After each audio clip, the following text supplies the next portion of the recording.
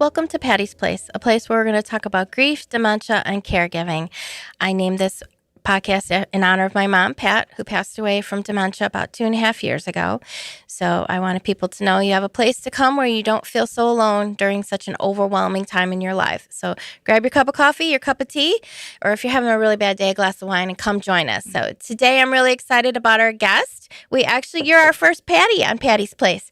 Patty Camo Simonson. Did I say it right? I hope so. Simonson. Simonson, okay, sorry. honestly. Patty Camo Simonson. You are a peer grief specialist and a bereavement professional since 2007. And you're also the author of Healing, Working Through Grief, One Plate at a Time, which I love before that. So welcome to Patty's Place. Thank you, Lisa. I appreciate it. Thank you for having me on. Well, I really am excited to talk about your book and that. So tell us a little bit about yourself. How did you end up here being a grief specialist and everything? Well, I say I've lived like 3 lifetimes, which is I'm certainly old enough to live 3 lifetimes, I think, but certainly not by choice. Some were and some weren't. I originally was a hairdresser for 20 years, married to my love of my life, husband, and had to raise 2 wonderful sons. And I was hairdressing, and then I was part-time hairdressing and working in our office because we had a heating company.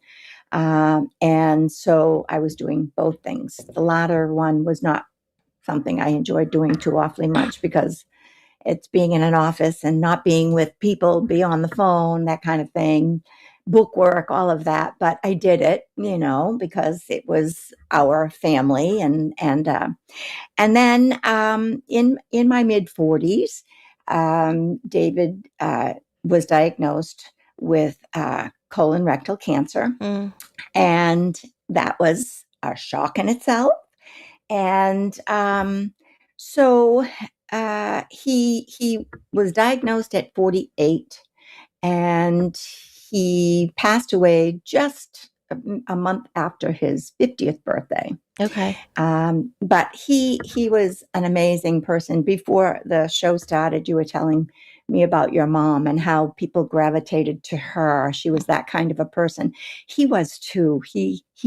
Everybody just loved him.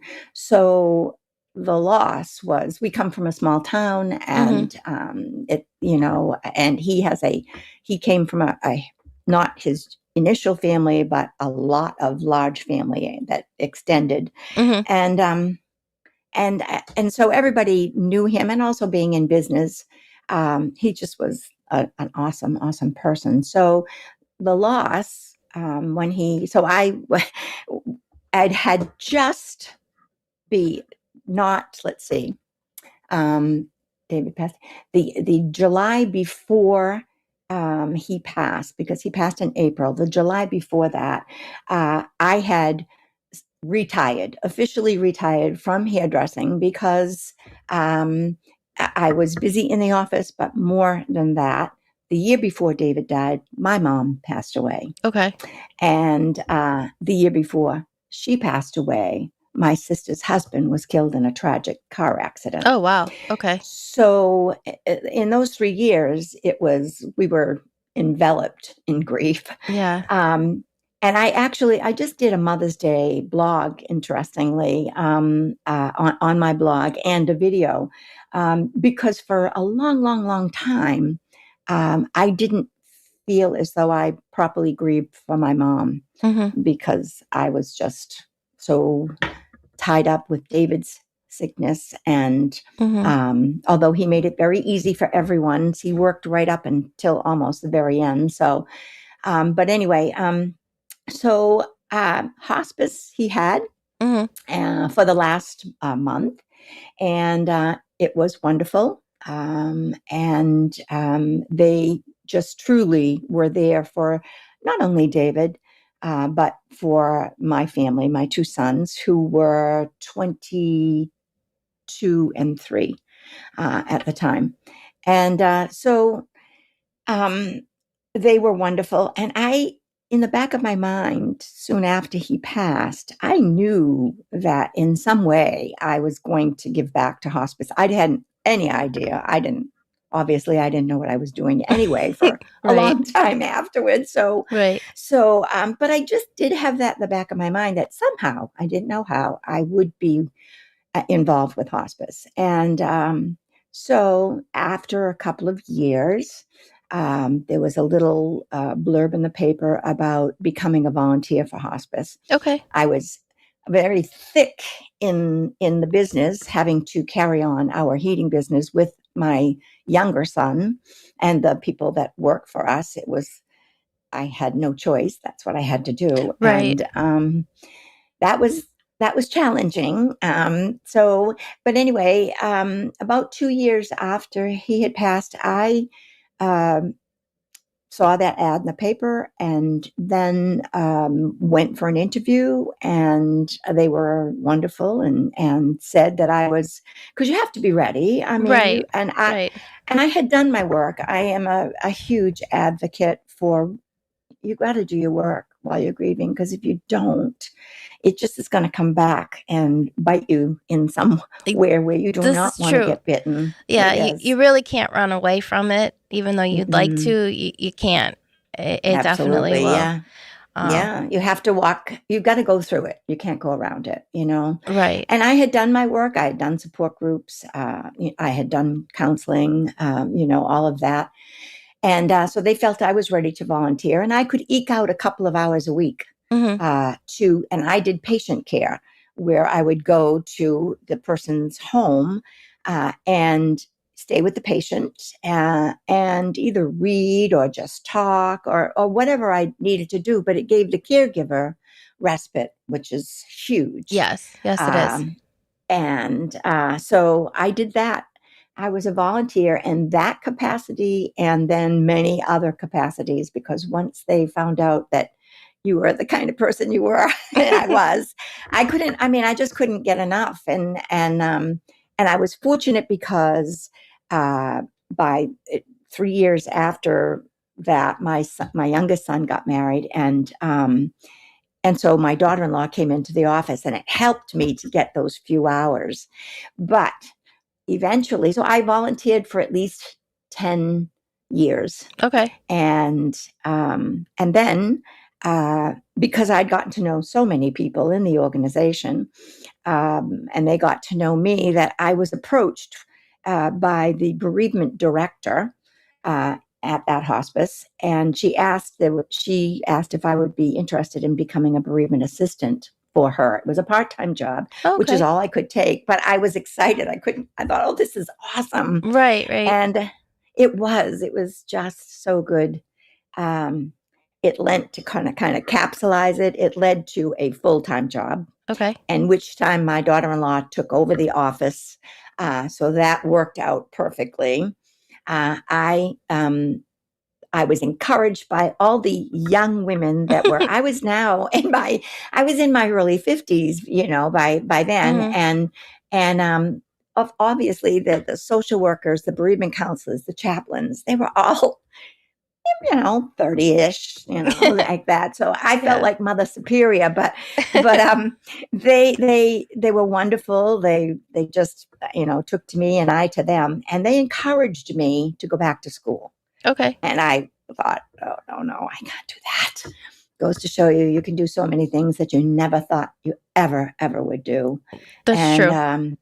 yeah, and so I went back to school and I received my thanatology certificate, um, which is the education of death and dying and all of Okay. that. Then I took many courses in regards to the skills that you need to have, because I felt like my role had become a lot more in the organization, and I was the first person that people spoke to when they were calling for help, Oh, which okay. was perfect, Okay. because most of the time they were calling to find out, should they join a support group, should they seek one-on-one Hmm. counseling.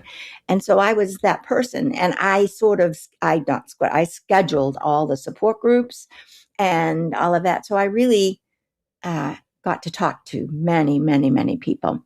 While I was in school, we had to do receive your certificate what they call a scholarly project. Okay. And I decided, because what was coming through from the people that were attending support groups, after an 8-week support group, they would be saying the paperwork that I would be receiving, they'd be telling me, it's not enough. What do I do now? Right. Where do I go now? And what I was learning in school while I was there was how to be a peer and facilitate support groups Okay. to your peers. Okay. So I ended up talking it over with I did the paper on that. I got a very good grade. Well, good. And and then I talked to my boss about the possibility of doing that, and she was for it. And so I developed the program. She said, let me see what it would look like. And so it's an 8-week training program to become a peer facilitator. And, like becoming a volunteer, you also had to be ready to do that. And, because you can't carry over. It's not about you. It's about who you're facilitating, Right. And so anyway, that's how I became a peer facilitator. I trained over 20 facilitators. Okay. And that program was the first peer program on the North Shore of the East Coast. Okay. Now it's very popular, very, very popular. But then it was unheard of. And so it worked out really well. I'm very proud of that program, and it continues today. And so that's how that came about. The cookbook piece of it, and I always like to clarify, it is a cookbook. There is no doubt, but it's really about grief and healing. It's about, because of my lived experience, having lost my mom, having a year later losing the love of my life, having my brother-in-law pass, and having to really be a caregiver for my sister. And then working at hospice for so many years and developing this program and everything, I had a background now where, and I could, teach what I've learned.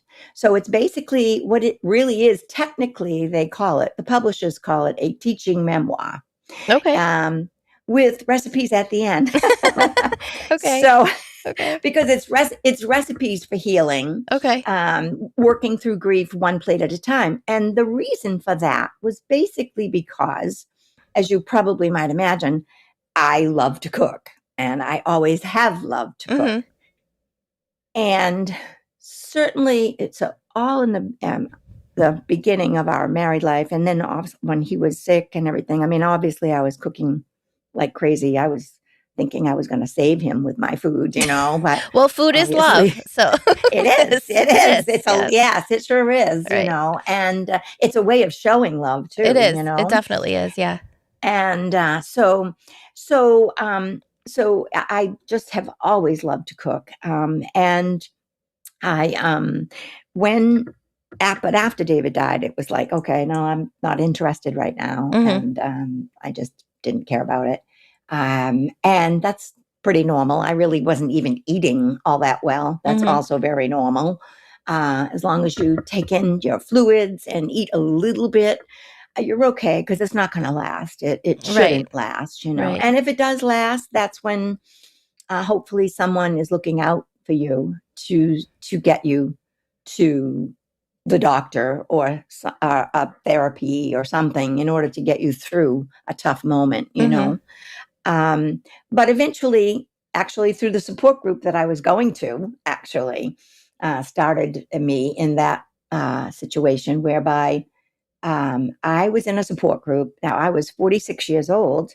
And the support group, at that time, they didn't have young widowed groups. Okay. Which, of course, they do now. Yeah. And that would have been where I would have gone. had they had one, but it was just a loss of spouse partner. Mm-hmm. And I was in a group with women that were probably my age now, all in their 70s. And, but the one true thing we had in common was that we all lost the love of our lives. The difference was that they had been married for over 50 years. Most of them had grandchildren, but they also loved cooking. Okay. And so every week they would come in and talk about all the things they had cooked throughout the week. Mm-hmm. And I was loving that. I really found that really enjoyable to hear that, and thought, okay, well, maybe it's time to start getting back into it. And so I did, and everything. This book didn't come along until just a few years ago. I started it 3 years ago.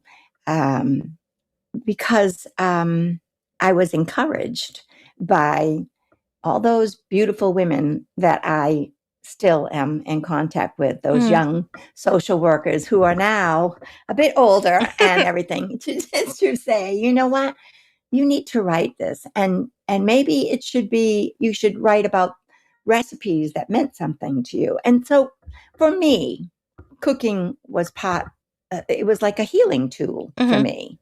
And during my grief and all, to this day, if I'm having a bad day, one of the things I'll end up doing is cooking, because it grounds me. It puts me in a sacred place.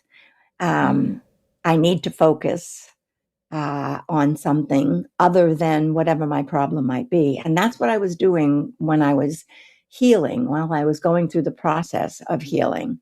Was I would go into my kitchen, which was my sacred spot, and all the things that I couldn't control what was happening, that when I was cooking while David was ill, I couldn't control anything that was going on at that time. And when you're caring for someone, that, there's everything, but I could control that one thing. Right. And I have found, I find comfort in making the recipes that my mom used to make, because I think of those memories, because she taught me how to cook, how to bake. I used to joke with her and tell her that one of my favorite childhood memories was baking cookies at Christmas time with her. So you do find that comfort, like you almost crave it, because you feel closer to them, or you think of those happy memories with it. I'm getting goosebumps when you say that, because that is absolutely positively true. It is. And when I just told you that I did on my my blog this past week, I did a Mother's Day blog and a video. And now the interesting thing is that my mom was not a good cook, by her own admission. I mean, I shouldn't say she wasn't a good cook. She cooked very well what she did cook. Okay. But she didn't enjoy it. Okay. She always said she'd much prefer read a good book.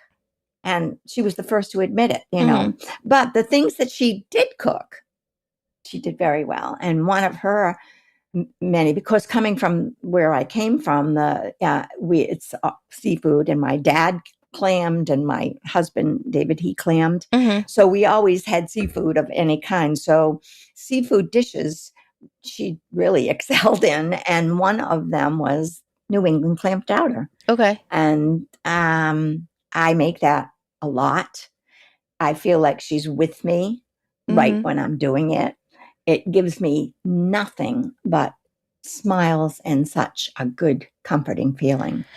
And food is comfort. And so, I just feel like, for me, cooking was a tool for me. And for some people, it's dancing, I mean, there's so many things you can do to find comfort, that whatever works for you, obviously. But for me, it was cooking. And so that book was inspired by a lot of the young women that I had worked with, who said, you should do it. Well, And it makes me think of a lot of my favorite stories are that with my mom are around the kitchen. Like she used to tell me, if you could read a recipe. If you could read a recipe, you could cook, she would say. But yep. then as she got older, she'd be like, she'd look at a recipe and if it was too long, she'd be like, I'm not making that. That's too long, too many ingredients. I'm not doing it. Yeah. Or if she had to roll out dough or things like that, she would wait and then she'd be like, you do it. And then we'll, go to Continue. and then she's like, here's my rolling pin because I'm not using it anymore. I was like, okay. That one of the things I see on your profile, you say, please don't tell a grieving person that they're in a better place. What do you think a Yeah. grieving person really needs to hear? Okay. They don't need to hear that. I Right. mean, we ourselves, we kind of almost know that. And if Right. you're a person of faith, you do know that. Right. Okay. But at that moment in time, it really is not the thing you should be saying. Mm-hmm. What you could, sometimes, and I understand it because our culture is uncomfortable with grief. Yes. And people don't know what to say. Mm-hmm. And their main goal is they do not want to upset you. They Mm-hmm. do not want to make you feel bad. They don't want to make you cry. I say to that, you're not going to do any of those things because chances are they feel bad, they are upset, and they've been crying. So don't worry about that. Really don't. Sometimes if simply saying, I am so sorry. Mm-hmm. I can't imagine how you're feeling. And if you're a person who hasn't lost your mom, that's very easy to say because that person doesn't understand how you're feeling. If you're a person who's not lost your husband, you can, if you've lost your husband, that is a thing to say because you have lost your husband. Same with the mom.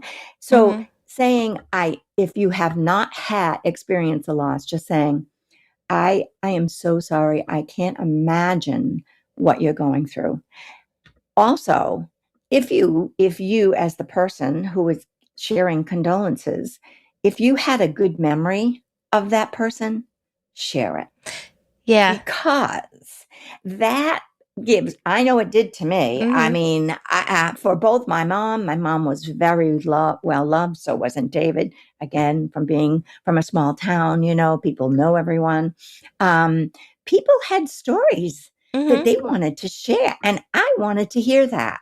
That it might have made me feel a little sad. And it maybe brought tears to me. But that's okay because what it does is it lets me know that other people are feeling the loss too. I'm not the only one. Yeah, I find comfort in that. As a matter of fact, at my mom's service, my mom wanted people to tell whatever stories she said, do that. And my cousin's kids came up to me because they were close with my mom. They were over at her house since they were babies. And they were like, can we tell this story about Auntie Patty? And I go, you can tell whatever story you want. And they're like, this is one of our favorite stories. And it made everybody laugh because it was so they just, they loved that story about her. I'm like, and it did. You just found comfort in talking about them. You do. But people feel like they have to say something. And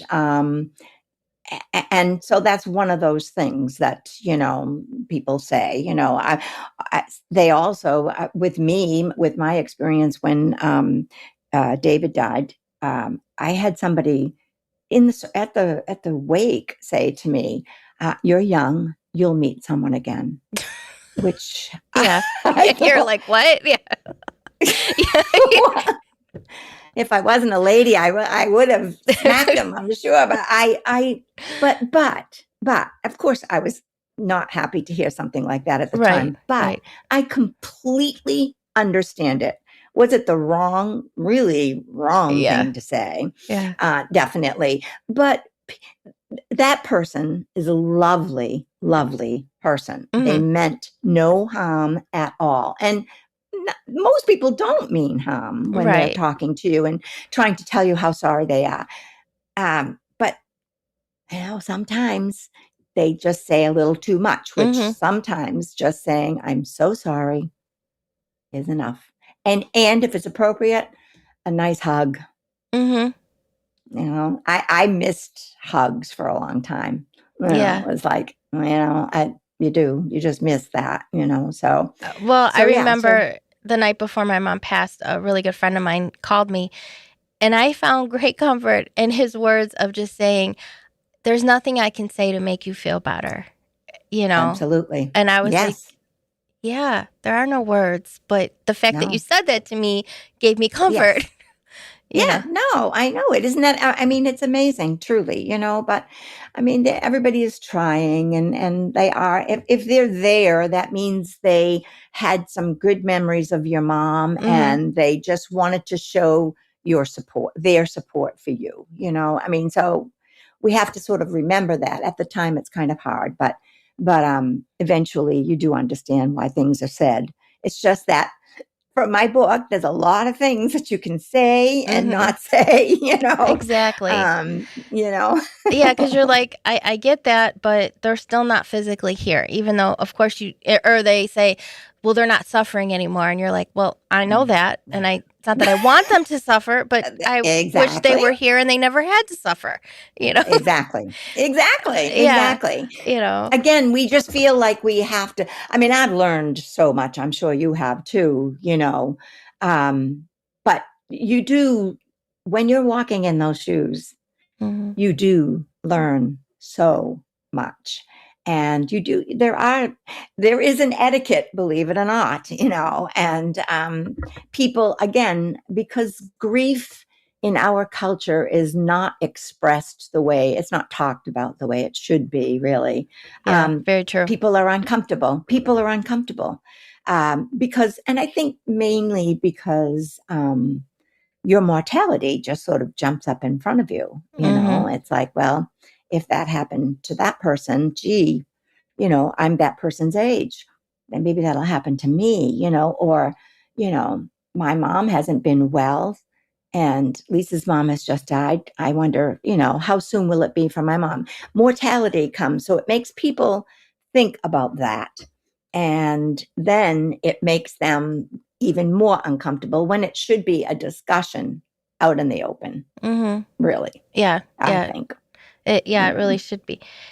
So, what do you want someone who's maybe deep in grief right now to know more than anything else? Okay. And that's a really good question.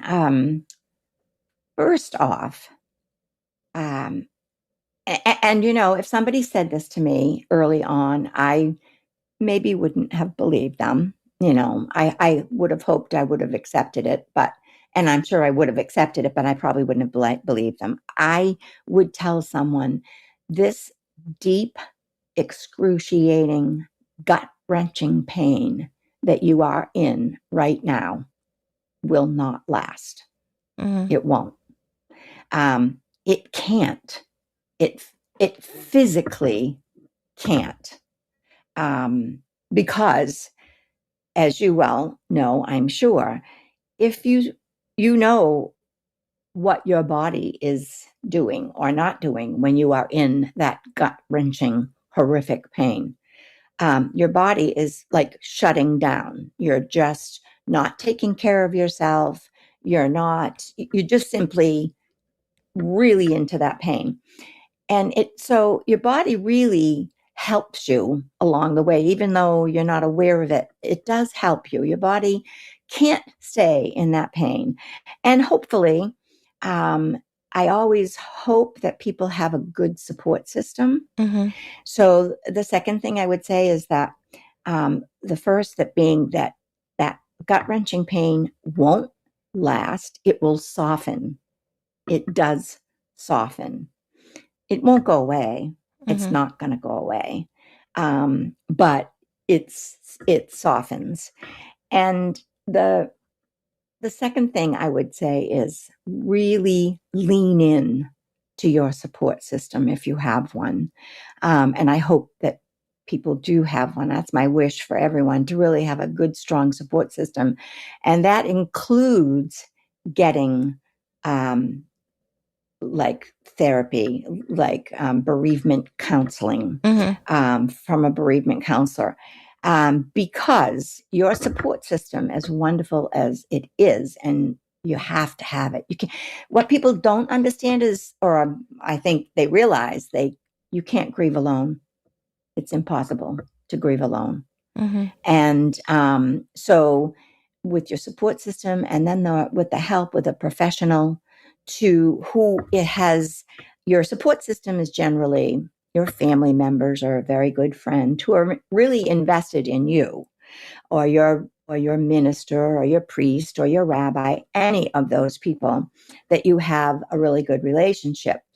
But eventually, as wonderful as that can be, and I am hopeful that it is for most people, a bereavement professional is absolutely something that everybody should take advantage of, because that person may or may not have experienced the loss of what you've experienced, but they are skilled in grief and loss. And they're also not attached. They have no history with you. Mm-hmm. So they're coming from a really good, solid place where they can just advise you and talk to you, sometimes talk you down off a cliff, things like that, that maybe a close family member or friend or a priest or anyone like that can't get to you that way.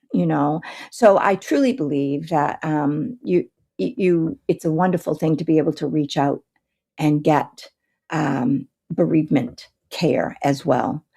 So those are really the two things to say. It's because it won't, the awful pain won't last. I mean, it'll last long enough, Right. Oh, for but sure. Yeah. for sure. I'm not saying it's going to be over in a month, No, that no. Yeah. I don't mean that. Yeah. Um, The intense and pain doesn't yes, doesn't last it, as long as you think it will. It's it, still it, there, the hurt, but that that's right. intensity isn't. Exactly. Yeah. Ex- And I would exactly. always encourage people to, yeah, because sometimes like your support system, like you were saying, they mean well, but sometimes it just isn't. It's not exactly what you need, or like you No. said, if you go like to a hospice or Yeah. bereavement counselor, they're not Yeah. attached, so they're able to give you tools to help you. Yes. That's right. To build and help you do a little bit better, or just help you Exactly. get through things where sometimes when you're dealing with family and friends, sometimes you feel obligated to do certain things and maybe you're just not ready to do it. Exactly. And we don't often have I guess, the courage at that moment to Mm-hmm. say, no, I can't. I think we're ultimately caregivers ourselves. And that can be detrimental at a lot of times, because it is important to make sure people do know your boundaries, Yeah. and it is really important, because some people will take advantage of that. Also, I would say too, I'm all for a great, strong support system, but sometimes that's good as long as they're not um, giving you their opinions as to what you should and shouldn't do, Mm-hmm. kind of thing, which is a normal, natural thing to do if you are a close family member, Yeah. because you love that person. You love that person. Right. But that's why you need. That's why, to me, it's very important to have a bereavement professional that you can. We tend not to tell our most sacred thoughts to those closest to That's us, very true. Yeah. because we don't want to upset them. We Mm-hmm. don't want to upset them. Right. And but you can say whatever you want to a bereavement professional, and that person will just sit there and go, I understand completely. Maybe Mm-hmm. it should be handled this way. Why do you think this happened this way? Why are you feeling those feelings? That's what they're there for. And so it's important. It's very, very important. I told several of my friends who've had similar situations and that I was like, I'm just telling you, it helps, Yeah, and I it always feel does. good when, they have taken, they've called and they've done it because they are getting the tools that they need because everybody's grief is different. You can't compare That's grief. right. And so, yeah, when Nope. you're talking to a professional like that, they can help you That's right. with that. And Absolutely. yeah, it just should be part of the process, part of the grieving process for people. It is. And it is a process and it lasts a very long time. Mm-hmm. It doesn't ever leave, but again, it softens. And, we're meant to continue living because we're here. We're Mm-hmm. here. And that person that we lost wants that more than anything for us to continue living, to have joy, to have hope, to have happiness, how in whatever form that may look.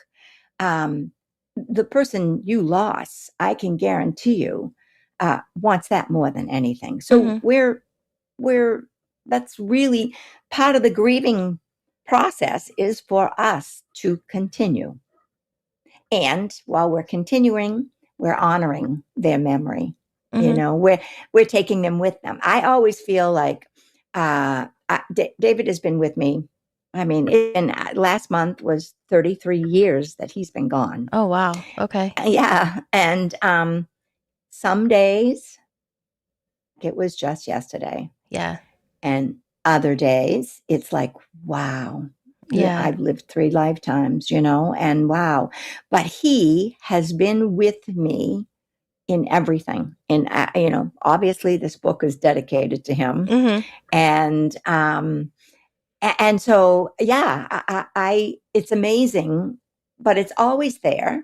And I just take him with me on everything. And then everything that's happened to me, he's been carried along with me. It's his legacy too, Mm-hmm. and you want that to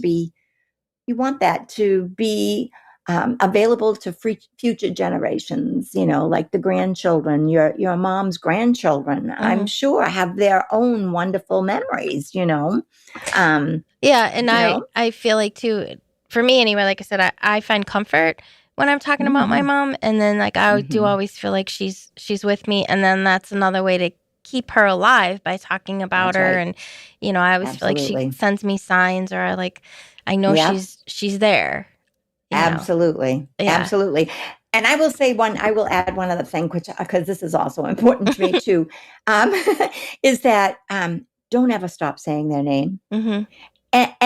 And that's the other thing. People are afraid to Mm-hmm. say their name in front of you for fear that you're going to be upset and cry and whatever. And in the beginning, yes, that may very well happen. That may very well happen, but don't stop saying that person's name and tell anybody around you that you feel that might be a little nervous about mentioning their name, not to be. Don't Mm-hmm. be. Yeah. They have a pass. Yeah, I say that to people all the time. I'm like, I find comfort in Yeah, talking about my mom. It makes me smile, makes me laugh, because then you absolutely. think of other things for that. And Yes. like you said, it honors them and it continues their legacy as well. So Yes. where can somebody buy your book, Um, Working Through Grief One Plate at a Time? it's recipes for healing. Recipes for healing. Sorry. Yeah, Sorry. that's okay. And it doesn't mean that about the recipes in the book, because I mean, we have recipes to learn how we can heal. Okay. There are recipes in the book as to how ways we can heal, things we can do.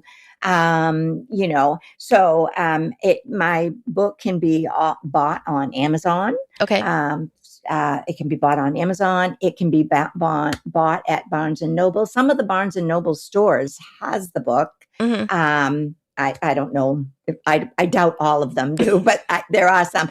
Book down here, they have them, and up north they have them because I've reached out to both Okay. areas. So So Barnes and Noble, Amazon, Balboa Press, who published the book, okay. also can be bought on there.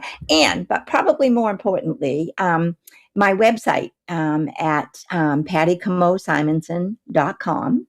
I do probably blogs twice a month. Okay. And I just finished one today about all kinds of aspects of grief and grieving and tips and ideas and thoughts like that. Actually, the one that I just finished today is that grief changes, but it doesn't end you. And it doesn't. So that's what it is there. And you can buy the book there on the website there, which actually would take you right to Amazon, I believe, anyway.